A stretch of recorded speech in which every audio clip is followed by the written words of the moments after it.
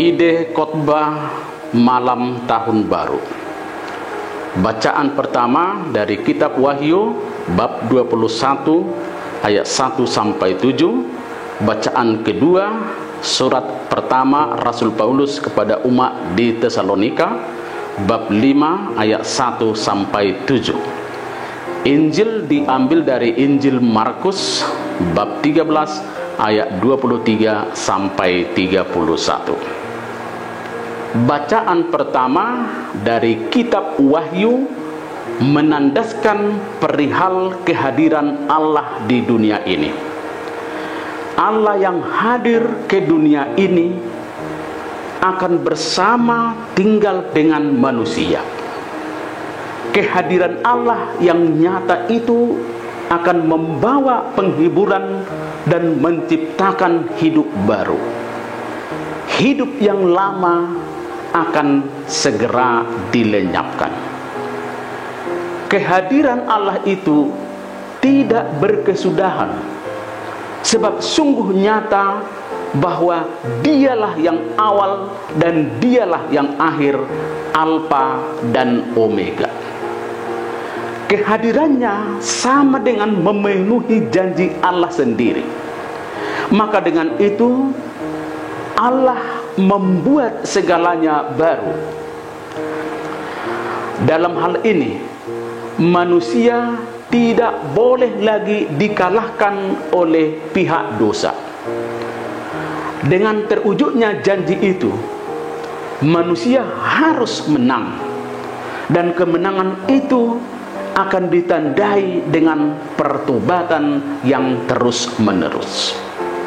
Bacaan kedua dari surat Rasul Paulus kepada umat di Tesalonika mengetengahkan perihal sikap sedia menerima kedatangan Tuhan itu. Paulus mengingatkan bahwa pada saatnya Tuhan akan datang dalam waktu yang tidak disangka-sangka.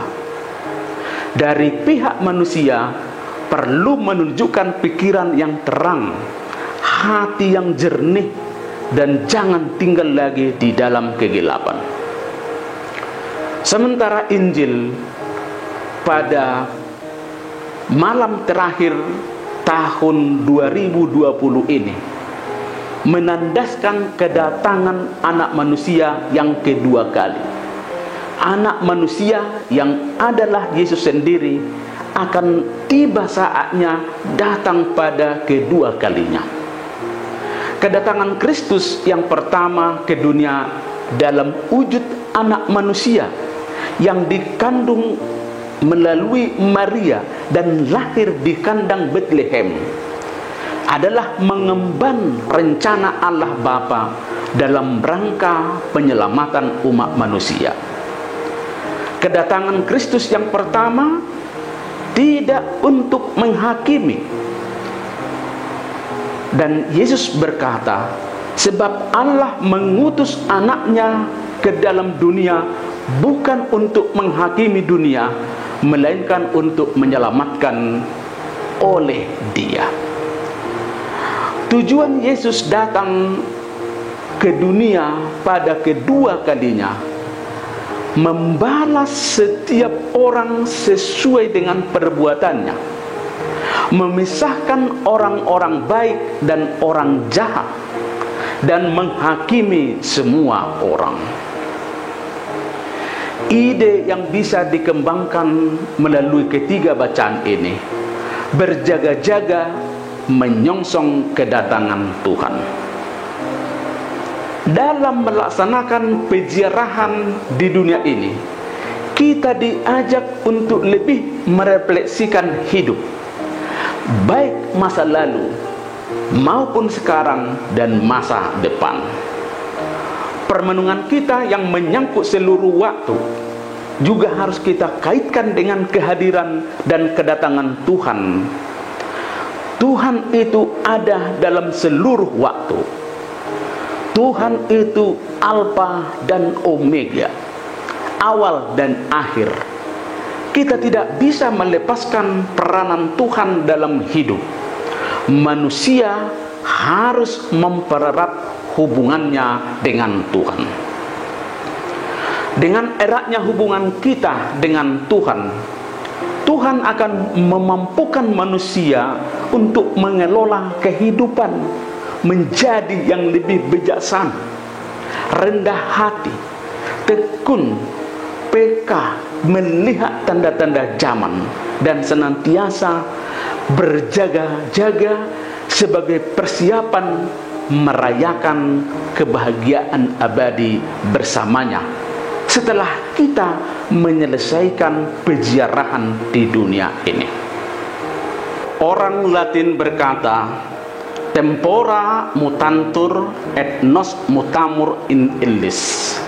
Artinya, waktu berubah dan kita pun berubah di dalamnya. Satu yang pasti kita alami adalah kita selalu berada di dalam waktu, hidup dalam waktu, dan berpacu dalam waktu. Namun kita sekaligus dibatasi oleh ruang dan waktu. Waktu tak pernah lepas dari kehidupan. Waktu dapat membawa perubahan, entah itu kemajuan atau kemunduran, bergantung dari setiap tindakan dan usaha manusia. Waktu bisa membuat manusia bahagia atau sengsara. Waktu juga bisa menentukan manusia sehat atau sakit. Waktu bisa memisahkan kita dari Allah atau semakin mendekatkan kita pada Allah. Hari ini adalah waktu terakhir pada tahun 2020. Sangatlah tepat bila kita menyadari sekali lagi segala peristiwa selama tahun ini. Hari ini adalah hari terakhir di tahun 2020. Tanpa terasa kita sudah melampauinya. Pengalaman suka duka, pahit, manis menghiasi seluruh tahun ini. Satu hal yang pasti adalah bahwa Tuhan memberi kesempatan kepada kita untuk hidup dalam waktu. Kini pantaslah kita mensyukuri berkat-Nya itu, seraya menyongsong hari dan tahun baru yang akan datang sebagai anugerah-Nya. Apapun yang manusia terima selalu terkait dengan berkat Tuhan. Yesus telah memberikan segala-galanya kepada manusia. Seluruh aspek kehidupan manusia tidak bisa terlepas dari penyelenggaraannya. Hal ini berarti bahwa tahun yang akan berlalu dan tahun yang akan datang serta hidup kita tidak pernah terlepas dari penyelenggaraan Tuhan. Maka marilah kita syukuri apapun nikmat kehidupan yang telah kita terima. Kita wartakan kebaikannya dengan perbuatan baik kepada setiap orang. Kita juga mohon ampun untuk semua cacat celah yang telah diperbuat dengan menunjukkan sikap tobat dan penyesalan. Dan akhirnya kita percayakan seluruh diri kita pada masa kini dan masa yang akan datang hanya pada penyelenggaraannya. Waktu sangat bermakna, tapi maknanya tergantung dari pribadi untuk mengalaminya. Warta Injil ini memberikan kekuatan dan penghiburan kepada kita bahwa Tuhan ada dalam segala waktu. Artinya Allah telah mengambil ruang dan waktu untuk menghadirkan dirinya bersama dengan kita.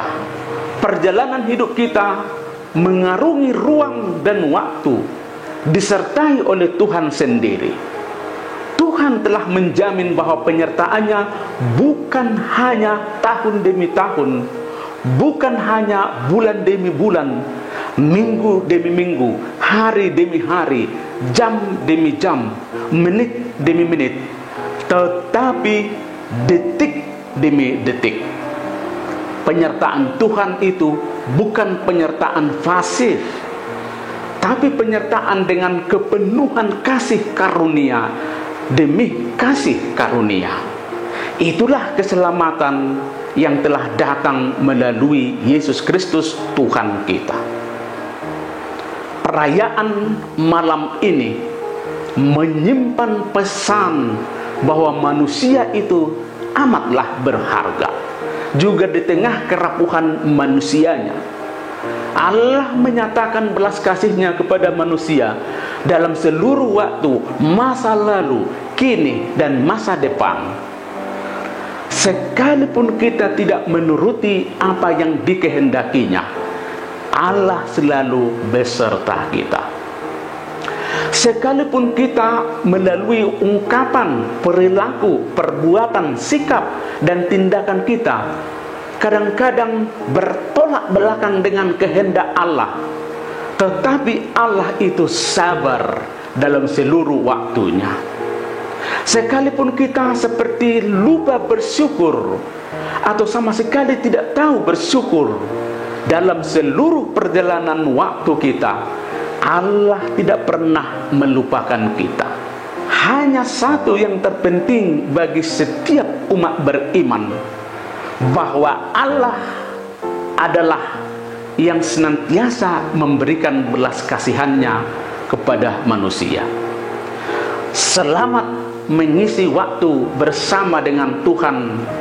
Selamat mengakhiri tahun ini, dan selamat menyongsong tahun yang baru. Tuhan memberkati.